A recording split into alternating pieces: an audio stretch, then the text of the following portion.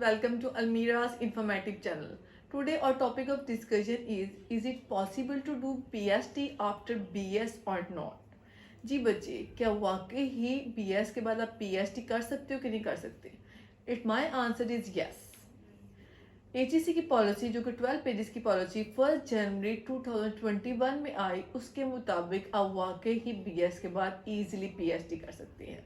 ये BS students के लिए बहुत अच्छी एक गुड न्यूज़ है। क्या वो इजीली BS के बाद PhD में इम्प्लीमेंट हो सकते हैं और अपने नाम के साथ डॉक्टर लगवा सकते हैं। ठीक हो गया। अब बच्चे की सबसे बड़ा क्वेश्चन ये है कि क्या क्राइटेरिया होना चाहिए BS के बाद PhD करने का। इसके अलावा क्या क्राइटेरिया होने चाहिए कि हम कौन सी यूनिवर्सिटी में अप्लाई कर रहे हैं, हमें कैसे पता चलेगा हमें कौन सी यूनिवर्सिटी से PhD करनी चाहिए। सबसे पहले बात मैं करती हूँ कि हमें कौन सी यूनिवर्सिटी से PhD करनी चाहिए। बच्चे अब जब भी PhD के लिए अप्लाई करो तो अब ये चेक कर लो आपका जो डिपार्टमेंट है जो PhD करवा रहा है, क्या जो वहाँ के सुपरवाइज़र है वो AGC अप्रूव्ड है कि नहीं है।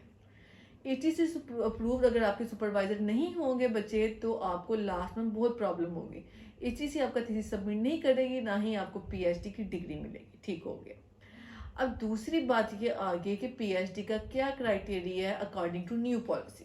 ठीक है, न्यू पॉलिसी के मुताबिक आपका BS में कम से कम 3 CGP होना चाहिए। ठीक है, 3 CGP होने चाहिए। फिर से रिपीट कर रही हूँ, BS में कितना CGP होना चाहिए? मिनिमम 3। ठीक है, इसलिए 2 पॉइंट वाले हैं उनका तो बच्चे कोई चांस ही नहीं। काइंडली मेहनत करें और कम से कम 3 CGP लें।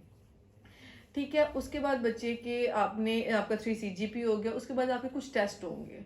फॉर एग्जाम्पल कुछ यूनिवर्सिटी GRE टेस्ट कंफर्म करती हैं, मतलब GRE टेस्ट उनके लिए क्या होता है, कंपलसरी होता है। कुछ यूनिवर्सिटी गैट का टेस्ट कंपलसरी रख देती हैं, कुछ यूनिवर्सिटी अपना ही जनरल टेस्ट ले लेती हैं। ठीक है, उसके बाद क्या होता है कि उसके बाद आपका इंटरव्यू होता है। इंटरव्यू के बाद आपकी एक स्टेटमेंट ली जाती है। ठीक है, पर्पज ऑफ स्टेटमेंट।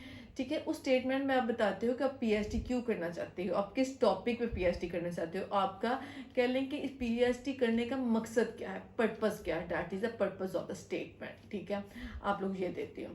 उसके बाद आपका एडमिशन हो जाता है। आफ्टर एडमिशन आपको 48 क्रेडिट आवर्स का कोर्स वर्क करना पड़ता है। ठीक है, कितने क्रेडिट आवर्स का? 48 क्रेडिट आवर्स का। ठीक है, आप कोर्स वर्क करते हो। After completion of course work आपका क्या होता है, 2 कम्प्रीहेंसिव टेस्ट होते हैं। ठीक है, कितने टेस्ट होते हैं? 2 कम्प्रीहेंसिव टेस्ट होते हैं।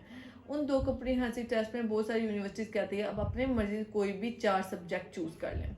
उन 4 सब्जेक्ट में से आपका कम्प्रीहेंसिव टेस्ट लिया जाता है। अगर आप कम्प्रीहेंसिव टेस्ट में क्या हो जाए, फेल हो जाए, तो आपको PhD आगे से स्टॉप हो जाती है। ठीक है, AGC आपको अलो नहीं करती कि आप PhD कंटिन्यू करें। ठीक हो गया, ये बात होगी। आपके लिए कंपलसरी है कि आप कम्प्रीहेंसिव टेस्ट में क्या हो, पास हो। ठीक हो गया। इसके अलावा अकॉर्डिंग टू न्यू पॉलिसी आपको थोड़ी रिलैक्समेंट मिली है कि पहली पॉलिसी के मुताबिक PhD के थीसिस में से मिनिमम 2 रिसर्च पेपर का निकलना ज़रूरी था। लेकिन अब जो नई पॉलिसी है उसके मुताबिक आप एक ही रिसर्च पेपर निकाल सकते हो। पहले 2 रिसर्च पेपर का निकलना जरूरी था, एक X कैटेगरी में, एक Y कैटेगरी में।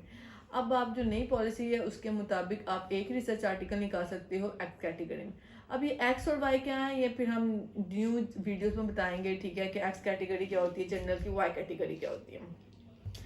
अब अच्छा बच्चे बात आ जाती है कि आपके जर्नल में सबमिट भी हो गए। इसके अलावा आपके सुपरवाइजर्स होते हैं, एक फॉरेन होना चाहिए। सुपरवाइजर का मतलब कि जिसने वाइवा लेना है। ठीक है, एग्जामिनर एक फॉरेनर होना चाहिए, एक पाकिस्तानी होना चाहिए, ये भी कंपलसरी है। उसके बाद आप थीसिस लिखते हो, उसके बाद जर्नल्स भी सबमिट हो गए, देन आपके PhD समहाउ कंप्लीट हो जाते हैं। अब बच्चे के यहाँ पे नेक्स्ट जो पॉइंट हमने डिस्कस करना है कि जो MPhil स्टूडेंट्स हैं जिन्होंने MPhil कर लिए, MPhil और MS, ठीक है, या जो इनरोल्ड हैं, क्या PhD भी उनको इंटरटेन कर रही है कि नहीं, या उनके 2 इयर्स वेस्ट हो गया MPhil के बाद, क्या उनके लिए कोई रिलैक्समेंट है इस पॉलिसी में कि नहीं। जी बच्चे, उनके लिए रिलैक्समेंट है इस पॉलिसी में। जो बच्चे MPhil में इनरोल्ड हैं, जो बच्चे MPhil कर चुके हैं, काइंडली आप लोग टेंशन मत लें, आपके लिए भी इसमें रिलैक्समेंट है। वो क्या रिलैक्समेंट है, 48 क्रेडिट आवर्स का जो कोर्स है BS के बाद जो PhD करेंगे। जो MPhil स्टूडेंट्स हैं उनका ये कोर्स वर्क क्या हो जाएगा, हाफ हो जाएगा। और सम हो कुछ यूनिवर्सिटीज़ ऐसी हैं कि वो उनका कोर्स वर्क करा ही नहीं, डायरेक्ट रिसर्च पे ले जा रही हैं। ठीक है, इसलिए आपको यहाँ पे रिलैक्समेंट मिलेगा। यहाँ तो आपका कोर्स वर्क क्या हो जाएगा, हाफ हो जाएगा, यहाँ तो आपको फुल रिलैक्समेंट मिल जाएगी, आपको कोर्स वर्क करना ही नहीं पड़ेगा। ठीक है बच्चे, BS के बाद जो MPhil है ना वो कोई नई बात नहीं है। फॉरेन जितने भी यूनिवर्सिटीज़ हैं वो बहुत सारी यूनिवर्सिटी ऑफर करती हैं BS के बाद PhD, लेकिन पाकिस्तान में MS के बाद PhD ऑफर कर रही थी। फिर HEC ने कहा कि हम भी फॉरेनर की तरह ये चीज़ इम्प्लीमेंट यहाँ पे करवा के देखते हैं। लेकिन बच्चे अगर वो बीएस के बाद पीएचडी ऑफर कर रही हैं तो उनका बीएस सिस्टम और हमारे बीएस सिस्टम में ज़मीन आसमान का फ़र्क है। वो कैसे? हमारे आज भी बहुत सारी ऐसी यूनिवर्सिटीज़ हैं जो बीएस करवा रही है, लेकिन उनके स्टूडेंट्स को बीएस के जो उनके बीएस के स्टूडेंट उनको ना ही रिसर्च आर्टिकल्स का पता है, ना रिव्यू आर्टिकल्स का पता है, ना ये पता है कि रिसर्च होती क्या है। अब ऐसे स्टूडेंट्स को हम अगर डायरेक्ट पीएचडी करवाएंगे और पीएचडी में ऐसे स्टूडेंट्स एडमिशन ले लेंगे तो क्या होगा? तो वो पीएचडी का प्रेशर ही नहीं हैंडल कर पाएंगे, वो उनको समझ ही नहीं आएगी हम क्या करें।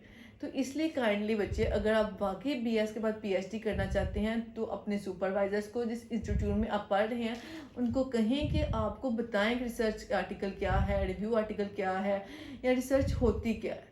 उसके लिए आप प्रिपेयर होके जाएं, ठीक है।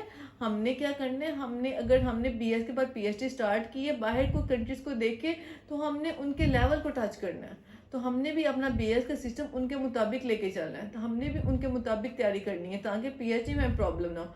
हमने भी बीएस में सीखना है कि रिसर्च क्या होती है, हमने भी सीखना है रिव्यू क्या होता है, हमने भी सीखना है रिसर्च पेपर क्या होता है, ठीक है बच्चे। तो होप्स हो के ये वीडियो मैंने आपके लिए बहुत ईजी करके बनाई है, होप्स हो के आपके लिए बहुत हेल्पफुल होगी। काइंडली अगर आपको मेरी वीडियो पसंद आई हो तो लाइक कीजिएगा और कमेंट्स जरूर कीजिएगा, जो भी प्रॉब्लम है देन हम डिस्कस करेंगे। इसके अलावा अभी तक अगर आपने मेरे चैनल को सब्सक्राइब नहीं किया तो देन काइंडली इसको सब्सक्राइब भी कर दीजिएगा। Thank you so much. अल्लाह हाफिज़।